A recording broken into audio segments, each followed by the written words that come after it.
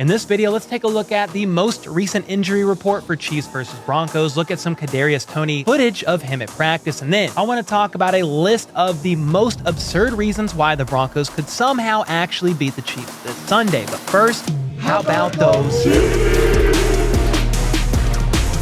What's up, guys? My name is Cole, and I do daily news about the Kansas City Chiefs, so make sure to sub if you're new, hit that like button. If Mr. Limited is going to get cooked this Sunday, hopefully. And let's get into this video, starting with an update to Justin Reid and his post-game tweet about the Bengals. Remember, he tweeted this out, I think yesterday.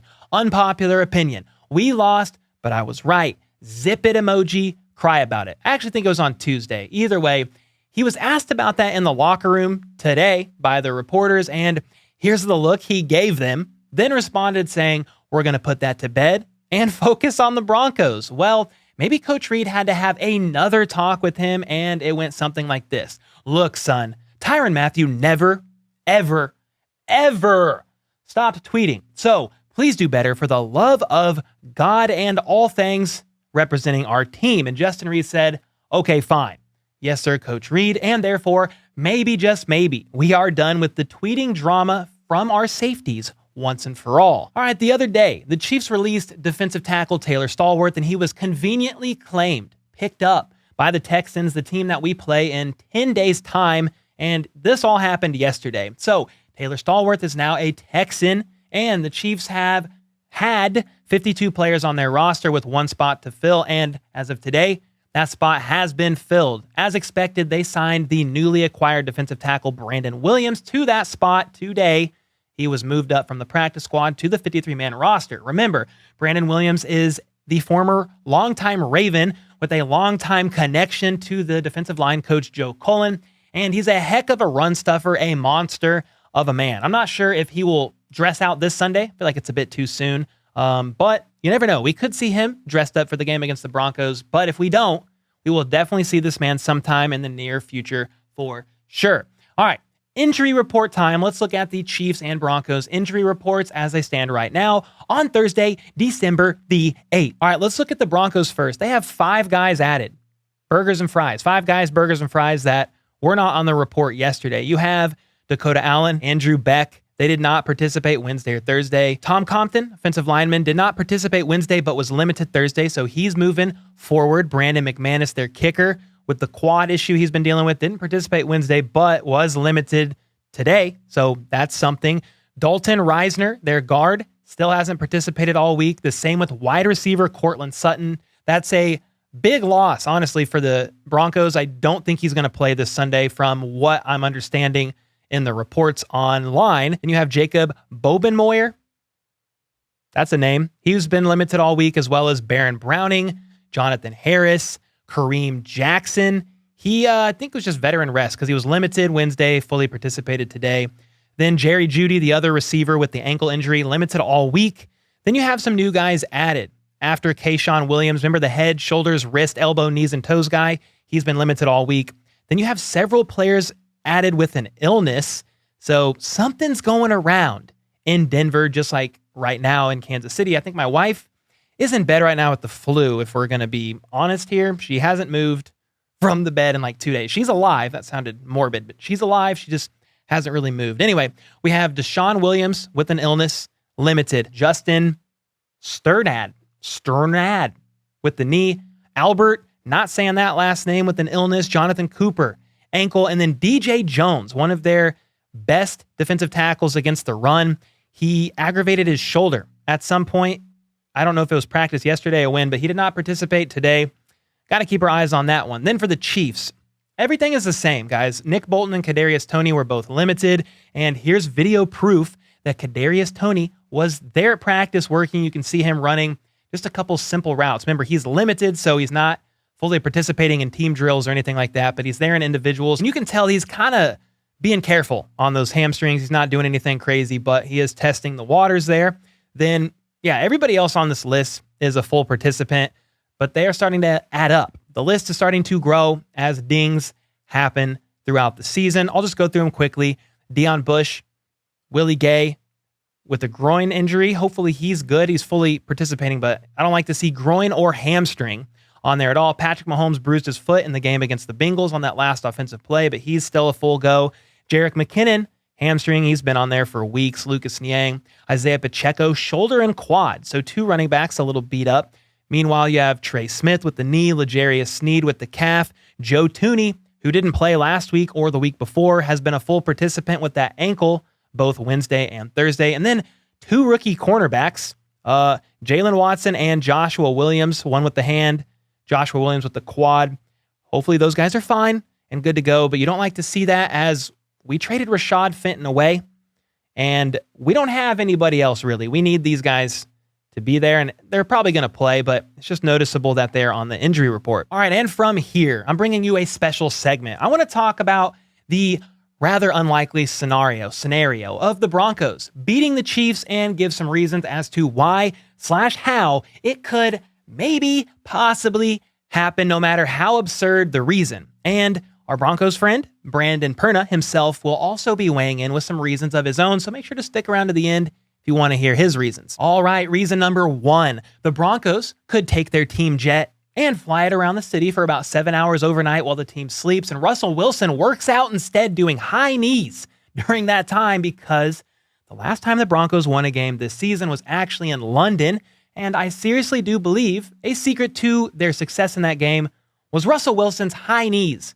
on the flight over. And then for the next 4 hours, I was doing treatment on the plane. I was walking up and down the aisles. Everybody was knocked out. I was doing high knees and working on my legs and everything else, make sure I'm ready to rock. Here's another one. The Broncos could put the recreationally legal vending machines in the Chiefs' locker room to tempt them to relax, have a snack, and then get a surprise drug test by the NFL. You want to know why I pulled you over?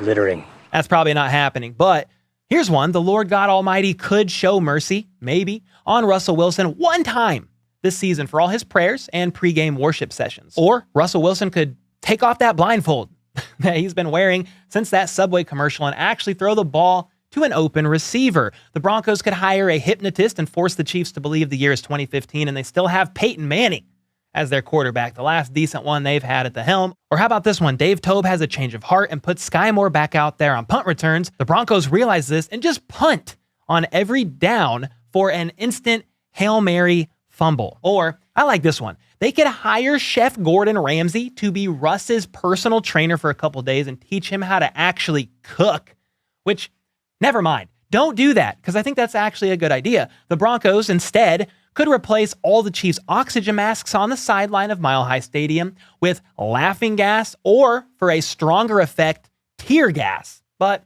that's a little much, like most of these reasons, so let me give you a scenario that is much more likely to happen. The Broncos' defense could step up in a big way, limiting the Chiefs to 6 field goal tries and a failed 4th down conversion inside the 10-yard line. Harrison Butker misses the first 2, okay? But on the 3rd one, he does make it, yet re-injures his ankle, forcing Justin Reid to fill in, and filled with malice for all of Chiefs Kingdom holding him accountable for those god-awful tweets before and after the Bengals game, Justin Reid purposely shanks every last one, causing the Broncos to win the game 5-3, thanks to a safety that ends the game. What you just said is one of the most insanely idiotic things I have ever heard. And I did have more reasons than that, but instead, I want you guys to hear some even better ones from the legend of That's Good Sports himself, Brandon Perna. Hello, Cole. Thanks for inviting me onto your show. I do have a handful of reasons the Broncos will beat the Chiefs this week. First, team owner Rob Walton, in a motivational power move, has replaced all of the toilet paper at the Broncos facility with the cheapest one-ply TP Walmart sells until the team wins. And yes, that applies to Russell Wilson's bathrooms at home. There's no greater motivation on earth to succeed than to remove itchy, can't get the job done right toilet paper. You guys signed Melvin Gordon, and Travis Kelce fumbled the game away to the Bengals. I should have warned you, Gordon's fumbleitis is indeed contagious. It's more contagious than the bubonic plague, and soon Brett Veach will be fumbling his draft picks and free agency moves. And finally, Russell Wilson has been so cringe that everyone on earth forgot about Jackson and Brittany Mahomes. And in an effort to thank him for that, Patrick Mahomes is going to gift the Broncos with 5 interceptions. And that's why your Chiefs will finally lose to my Broncos. Thank you for that, Perna. And the last reason why the Chiefs could lose to the Broncos is because I may have disrespected his curse wheel on the power rankings video I was featured in on his channel earlier this week. To your credit, I think you put them at number 1 last week. Thanks for that. But you may have inadvertently cursed us without even having to use your dollar store wannabe Wheel of Fortune spin thing. And as a result of that, this happened. First of all, Cole, it's Walmart store, not dollar store. Second of all, Cole, you just got cursed. You just got cursed, buddy. How dare you talk about the wheel? I would not leave my house for a while if I were you. It's been 4 days since Perna cursed me, and I still haven't left my basement. Well, there you go. Some of the most absurd reasons why the Broncos could actually beat the juggernaut known as the Chiefs, who have beat this team 13 times in a row already. But I will say this, there's going to be people in here that are absolutely shocked, offended, appalled, angry, triggered, searching for their safe space, etc. because they somehow think this segment was serious and don't understand dry humor. So I'm here to clear the air and say, this was a joke. Okay? I'm going to do an actual serious Chiefs and Broncos preview video tomorrow or Saturday, and you'll see me give the Broncos props, especially their defense, okay?